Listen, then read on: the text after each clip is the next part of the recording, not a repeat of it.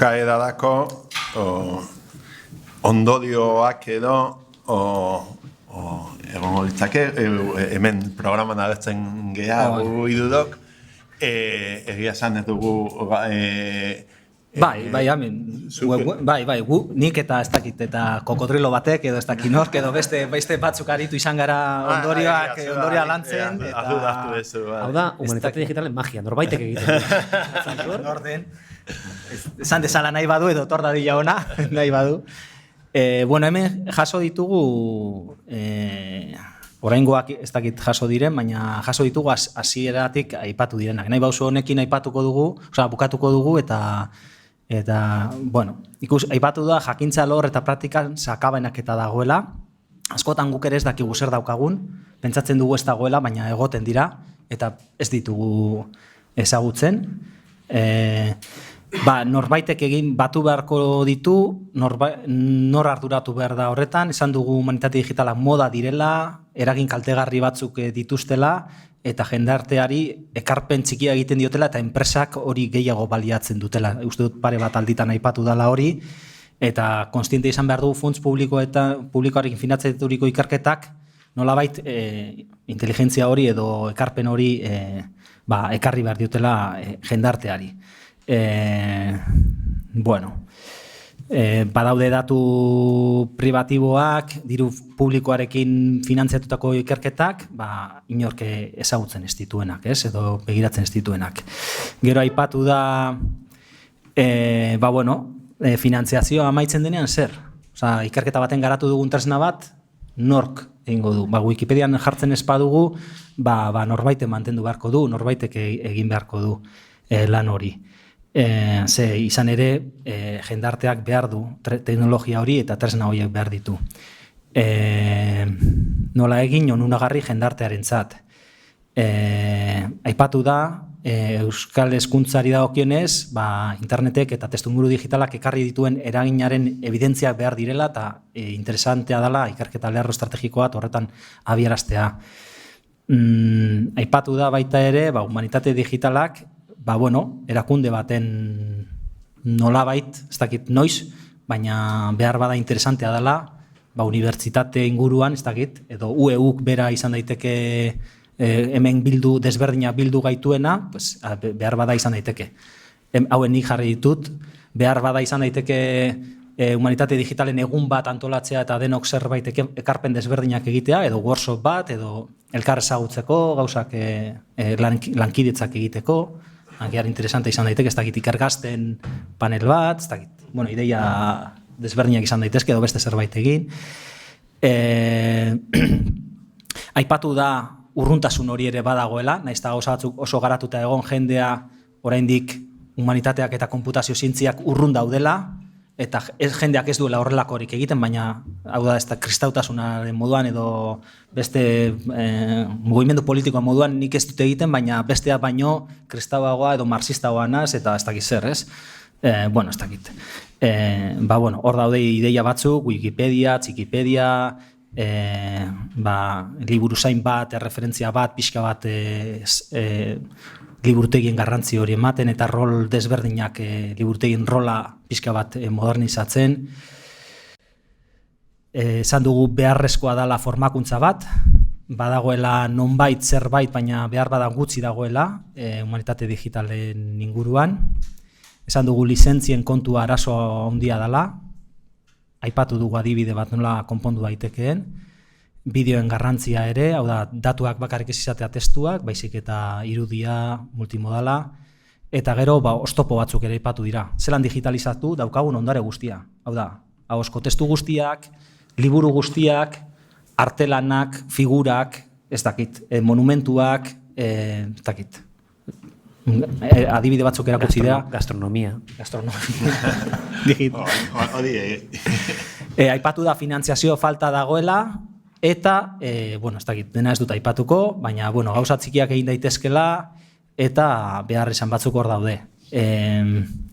Aipatu da ez dagoela hau landuko duen erakunde ofizial nazionalik, nori mandatuak ez dakigula, liburutegi nazionala izan daiteke, ez dakit, edo elkarte bat, uste dut bakoitza bere bidetikoa zela, eta ez dagoela elkarrizketarik, eta behar bada elkarrizketa hori abiarazi beharko genuke. Aipatu da kazetaritzan ze importantea diren infografiak edo testua eta irudia, eta euskara, niri gustatu zait, euskara izan daitekela referente ere lan batzutan, eta ekarpena egin dezakegula nazioartean lan ona eginez. Gero, aipatu da humanitate digitalak duten arriskua, beldurra Rodrik aipatu du, gero erakutsi zaigu gure datuen segimendu datuak segitu daitezkela, batzutan pribatutasuna kontutan hartu gabe edo ez dakiz zer, edo ez dakit, gauza positiboak, beldurgarria daude, baina importantea dana hori zelan benetan jendarteak baliatu, jendarteari onura ekarri, eta enpresak, pixka bat, enpresak ere bai, baina ez enpresa handi horiek aipatu direnak, ez da? Eta adibide batzuk aipatu dira, eta ez dakit, hoize, hola, nahaz honetan, hoize aipatuko nuke, ez dakit zerbait gehiago norbaitek esateko badu. Bueno, ni UEUden zuzendaritza taldeko talde eragilekoa naizen aldetik, igual aipatzea, hemen batez ere hiru gai jorratu ditugula, hezkuntza, euskara eta komunikazioa edo, eta orduan, igual, honen bigarren edizio bat egin liteke, igual, etorri ez diren beste gai batzuekin, historia, arkeologia, psikologia, musika. Bedanduen ez datorren urtean, odako ikastaroetan, edo igual aukera balego lehenago. Eta gero, nik uste, heziketan, eta nolabait gazteekin komunitate egiteko modu bat izan daiteke, gradu ondoko edo halako zerbait EHUn iritsi zaigu, interes bat egon daitekela, EHUtik iristen denean euskeraz izatea errago garri, nik argi daukatu geutik bultzatu daitekela halako zerbait, ez dago gradu ondokoa daude, baina heziketa hezkuntzarekin hezikate badu bere funtzioa. Badu modulo bat ikerkuntzarena ere, iaz bi lagun bakarrik izan genitun, da ez genuen abiarazi. Baina hori da gastatzen dena, ez? Batzutan lan handia egiten da, prestakuntzan, eta gero ikaslerik ez dago, jakintzazloen artekoa jende guztia oso interesantea da, baina gero lanpostuetan puntua lortzeko edo heziketan jendeak oso gai espezializatuak hartzen ditu, normalean lana lortzeko edo akademian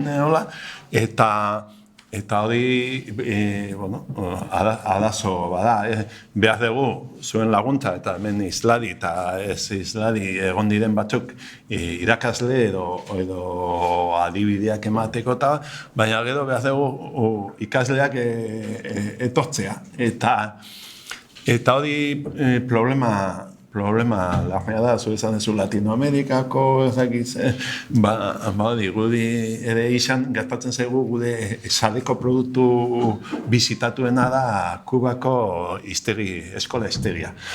Gude zerbitarian dago, kasualidad, guk egindako lana, baina Kuban egon beharko litzake, baina nola ez duten hartzen, gu mantentzen dugu, eta honetan ere, badago problema bat, baina jendea ere gradu ondokoetan hasten da, inglesez edo gazteleraz, eta orduan, beharko genuke ere inguruan bezeroak edo ikasleak ekartzen dituztenak, eta batzutan idati eta hortan Ainoa eta esperientzia handia dago, lan handia egiten koordinatzen, irakasleen lan handia eta gero fruitu txikia. Lehenengo pentsatu egin behar da,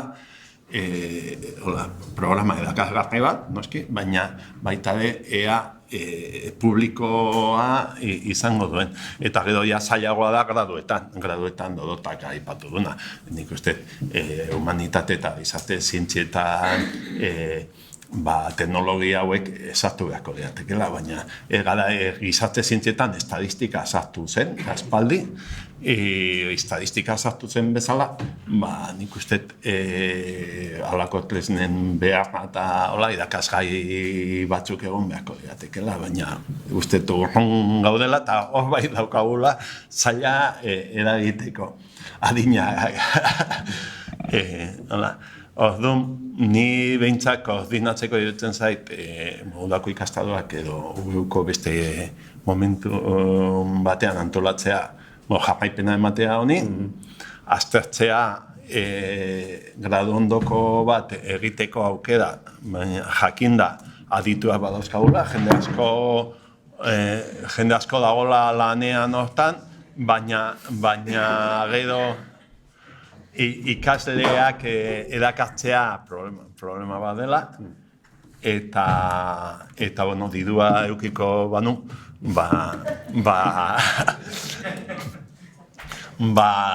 hori, mecenas bat baldin badatoz, egun egingo genuke gune edo katela edo dena delako bat gai hau dinamizatzeko. Gainera aspalditik daukazu gogoa, Iñaki, holako zerbait puntatzeko. Aspalditik daukazula gogoa. Nik amaitzeko bakarrik ideia bat, beti gertatzen zaigu, baina ni lanean eta Josebarekin konpartitzen duen asignaturan gehiago egon ezen ez begira nazioartera eta ingelesez eta ze aurrekari dauden, eta berriro ere Euskal Herria eta euskerazko garapena ze interesgarria den, ezta? Eta, jardunaldi honek niri bentsa balio izan dit, ikusteko zenbat gauza gertatzen ari diren, eta euskeraz gauza pentsatu eta egiteak zerako zentzu osoa daukala, ezta? Ni bentsate sentsazio horrekin doa. Sorionak, antolatzaile. Bueno, mila esker, zuen posta bentsa gehiena badauzkagu, materialak universitatea.neten jarriko ditugu eta mezu bidaliko dugu materiala eskuratu aldizateko. Bai, ez dut jarri inkestaren datuak, baina 3 edo 4 lagunen bakarrik erantzun duzue. Orduan, animatu. Astebeteko epea emango dugu. Vale. Lusatuko dugu astebetera.